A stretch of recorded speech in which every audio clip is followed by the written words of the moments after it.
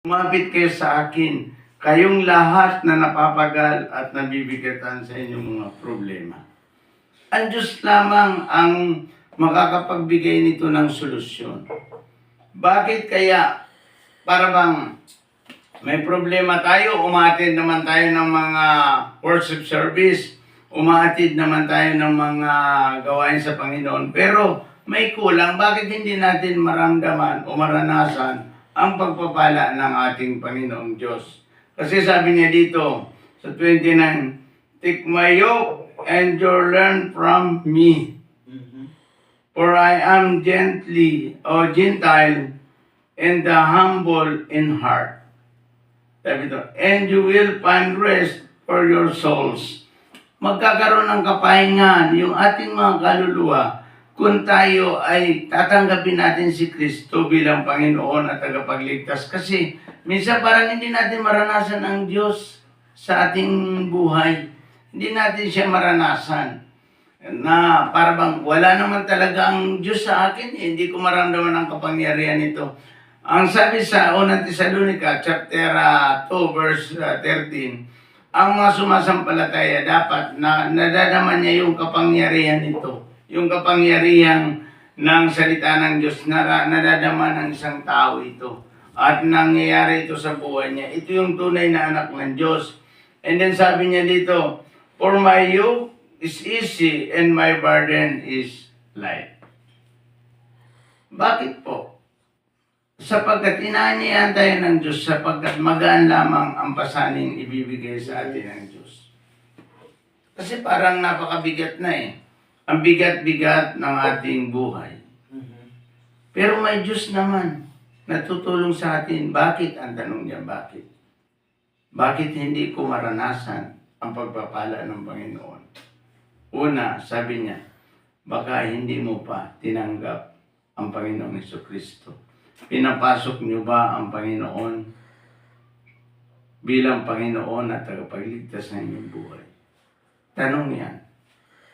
Pangalawa, nagsisi ka ba at tumalikod sa kasalanan para makalapit ka sa Diyos? Kahit balik-baliktarin mo yung 4 na P, iyan ay may epektibo kung mangyayari sa buhay mo. Kaya sabi niya dito, "Come to me." Sa lahat ng mga tao, inaanyayahan tayo ng Diyos na lumapit tayo sa Kanya sapagkat bibigyan niya tayo ng kapahingahan ng ating mga kaluluwa at mabigat at magaan lamang ang pasaning ibibigay ng Diyos sa atin. Sabi niya dito, "For my yoke is easy and my burden is light."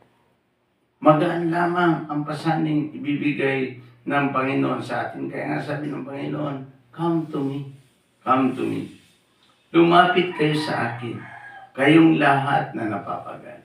Sa inyo po, mga kapatid ko, kung kayo ay may problema na parang hindi na ito masolusyonan, hindi na ito masolusyonan ng mundo, problema mo na napakalaki, ang Diyos ay nandyan, si Kristo nandyan.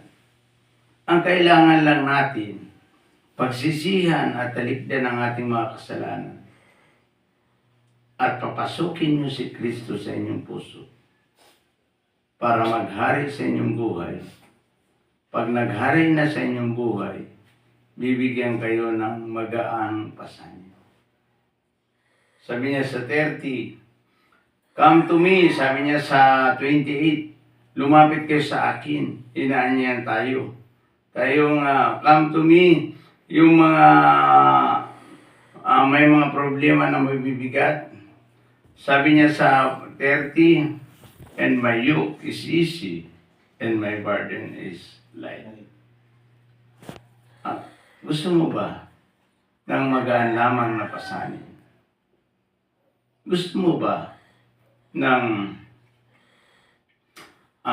mapayapang buhay at magaan na pasanin? Lumapit ka sa Diyos. Paano ang paglapit, pastor, sa Diyos? Unang gagawin mo, lumuhod ka, magsisi ka at tumalikod sa iyong kasalanan.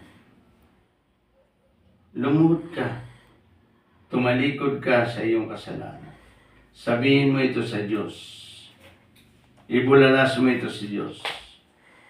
Pangalawa mong gagawin, kailangan tanggapin mo si Kristo, papasukin mo sa iyong puso para siya ang maghari sa iyong buhay at maging mapayapa ang iyong buhay. Sapagkat nangako ang Diyos dito sa 30, sabi niya, "For my yoke is easy and my burden is light." Pagkat ako ang Diyos at magaan lamang ang pasaning ibibigay ko sa iyo. This morning, mga kapatid, the message is very simple. Magsisi ka, sino ka man, magsisi ka sa iyong kasalanan.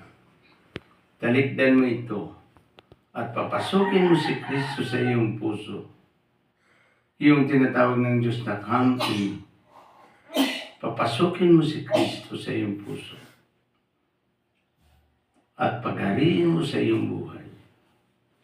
Sabi ng Panginoon, magaan lamang ang pasaning ibibigay ko sa iyo. Ako po ay mananalangin, yung mga hindi pa nakakilala sa Panginoon, sumunod kayo upang tanggapin natin ang Panginoon at kayo ay bibigyan ng Diyos ng kapayapaan at kapahingahan para sa inyong mga kaluluwa. Ako po ay mananalangin, sumunod kayo, Panginoong Diyos na makapangyarihan sa lahat. Ako po ay isang makasalanan. Ako po ay nagsisisi at handang tumalikod sa aking mga kasalanan. Panginoong Yesus, binubuksan ko po ang aking puso. At inaanyayahan kitang pumasok ka sa aking puso bilang Panginoon ko at tagapagligtas. Isulat mo po ang aking pangalan sa aklat ng buhay. Sa pangalan ni Jesus, Amen. Kung sumunod ka sa panalangin, ipinanalangin ko ngayong umaga, ikaw ay anak ng Diyos. At magtiwala ka sa Panginoon at bibigyan ka ng Diyos ng kapahingahan para sa iyong problema. Ngayong umaga, sabi ng Panginoon, come to me. Come to me. At sabi niya dito sa 30, for my yoke is easy and my burden is light.